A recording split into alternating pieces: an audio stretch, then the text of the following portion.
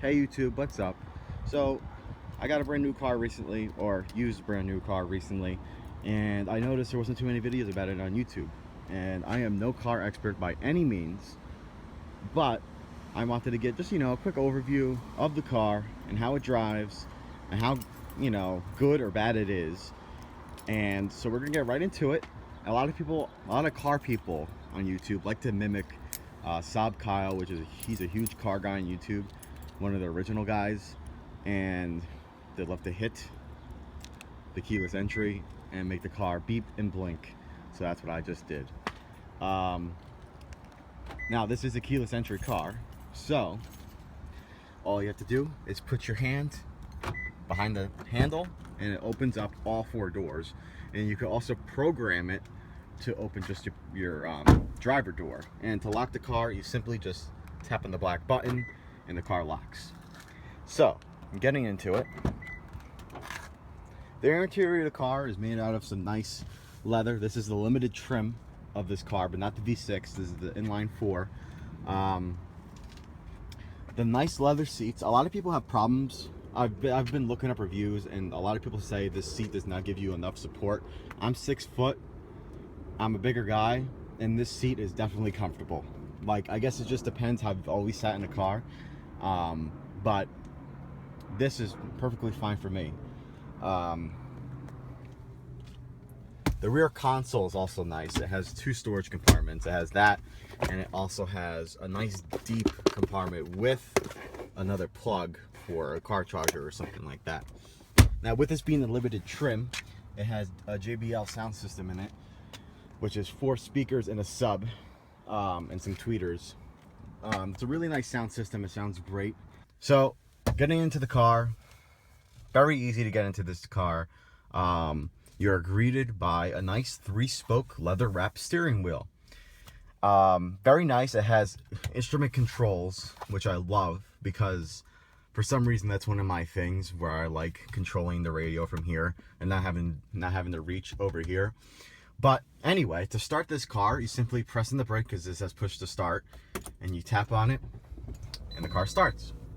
So first thing you're greeted by is your instrument cluster with your tachometer, speedometer, and your fuel gauges. You also have an option right over here to dim it, just like that, or keep it lit, which I do.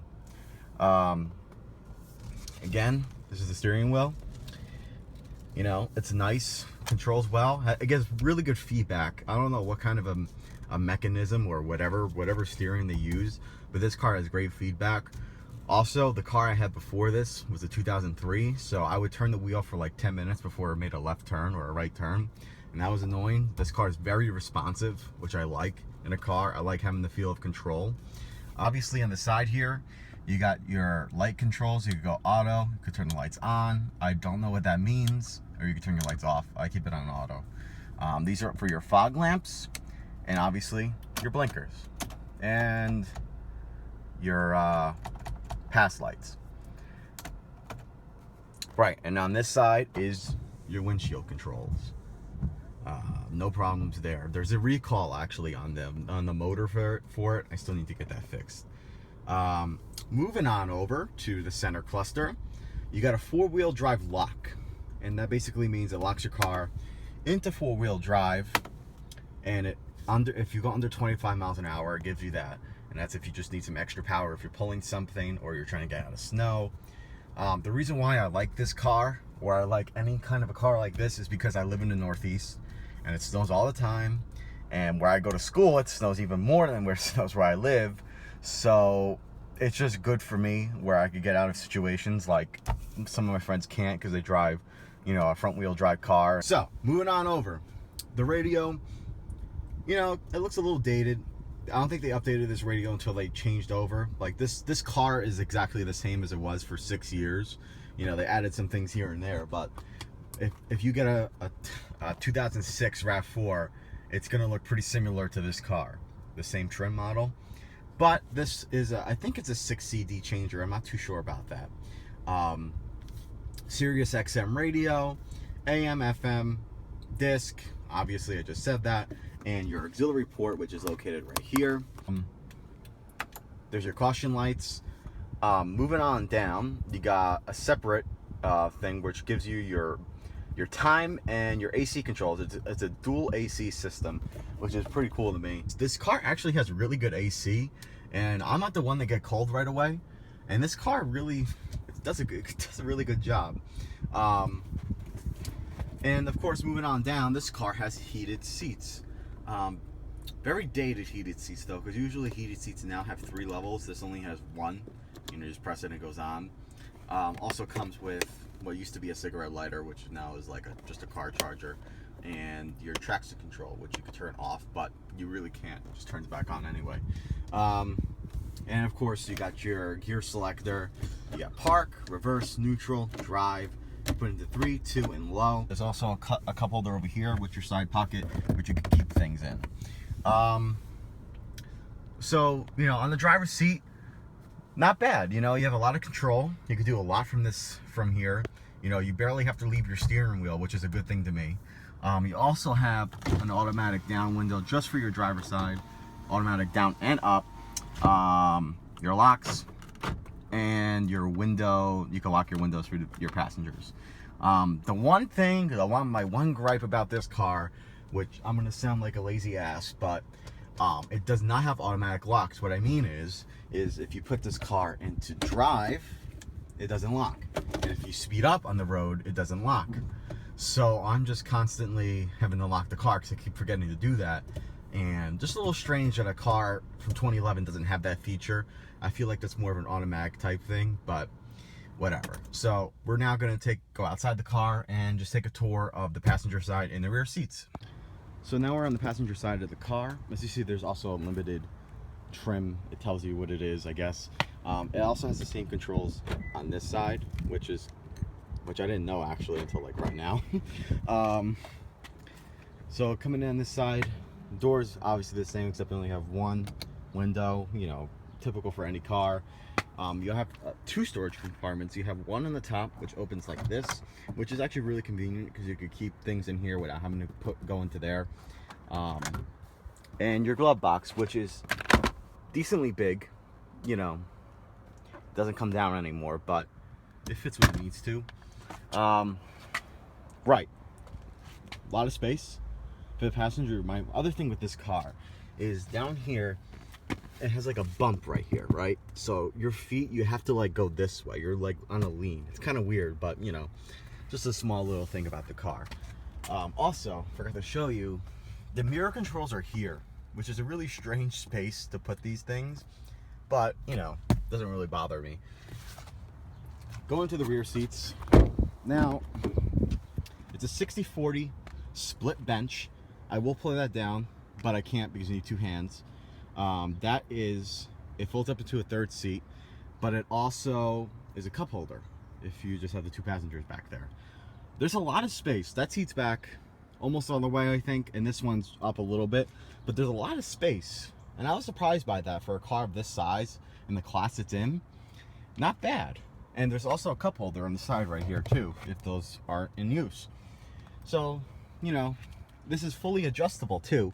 Like as you see right here, you can pull it, move it forward a little bit, and this also reclines back. Like as you see, it went forward like that, and it goes down all the way, these seats, and they go back up. Now, I need 2 hands to put that back to the way it was, so I can't really do it right now. Moving on to the back. My main problem with this car is the way this trunk opens. It opens to the right, and that's to a curve. So the problem with that is if you're on a curve, you can't really open this trunk because you're going to open it into another car, and you're going to be on this side of the road. So that's one thing. I wish this car went up, but what are you going to do? Nice big back, I don't know, big trunk. I don't know what they call this. It's not a trunk, but a lot of space. Some extra storage compartments, like under here. You can store your drugs, your alcohol, everything you want, kids. With a view protector or whatever. I don't know how to call this thing. Like if you store something in your trunk and you don't want people to see it, this comes out. They actually left the cup holders back here because there's an optional back seat I don't know who would want this in this car. I've seen it, and it's just kind of like, what? Also, there's latches right here that make those go forward if you needed to. Also, this car is a subwoofer. Really nice sub. I think I mentioned that before. And it has a trunk light. Turn that on, you can see what's going on back here. It's a really small light though. And of course, this car still has a full-size spare. Forgot to mention that. The car looks, you know, really nice. I like the way it's designed. It looks nice on the road. I wish the front looked a little different. Kind of looks like it has like a weird chin, but you know, the car, I like the angry looking headlights. That's something I like. And there's your fog lamps. I did mention that. On gas mileage, this car is pretty good. You know, on my other car, which was a V6, a really bad V6, I got like 20 miles per gallon, and I would have to fill up with only going 200 something miles. With this car, I've only had to go, I've went 246 miles and I'm at a quarter tank. And that's me going on a highway, like 200 miles on a highway.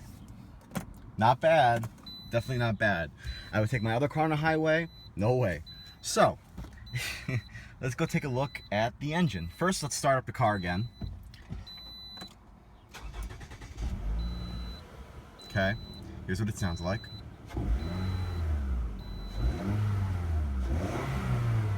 Pretty good. So let's open up. Right here is the trunk latch. And I'm gonna need 2 hands, so there's gonna be a quick cut for this. So here's the engine and everything else. It's laid out nice, very clean. The battery's right here. Here's your 4-cylinder. It gets about, I think, 179 horsepower. And I'll talk about that in a second. Your washer fluid, your oil, and everything's pretty accessible. On my old car, the battery was back there, and it was a real pain to get that out sometimes. You know, it still looks clean. I've had it for a few months, and it looks pretty clean, and I take care of it regularly. Actually, need to give this car wash. So that is the inside of this car, and let's go back inside. Okay, so we're back inside the car. I just want to talk about how the engine performs and how I think. I'm not a car expert, like I said, but when I was driving on the highway, there were some times where it's a 4-speed, so it's only 4 gears, and there were some times where it would get caught up between gears, and it was a pain because I could feel the car wanting to go to the next gear and it wouldn't go, so I would have to give it some gas for it to go to the next gear. That's not good on gas when that happens like that. See me, I'm trying to be conscious of it. I try not to put my foot on the pedal too much. But it sucked because sometimes I'm on the highway and I hear the car like kind of struggling to go to the next gear. It's probably how I drive too. And it wouldn't go. And I really wish this car had a 6-speed transmission, because it probably would get a little bit better gas mileage. But you know, the car didn't have enough power. There was one time where I had to get out of a situation on the highway a couple of days ago, and I had to really step on it for me to like avoid an accident, because some car started slowing down at the wrong time, and the engine struggled just a little bit. That's because I was really putting my foot down on the pedal to get out of it. But other than that, the car performs pretty well. The V6 is obviously a stronger option. I think that gets around 279 horsepower. But the one thing I want to say about this car is, for a car that is, you know, 6 years old now, no, 5 years old, what am I saying?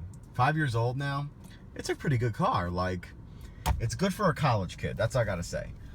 You know, it has a sunroof, forgot to mention that. It's a sporty looking subcompact, I think that's what class this is, SUV or compact SUV.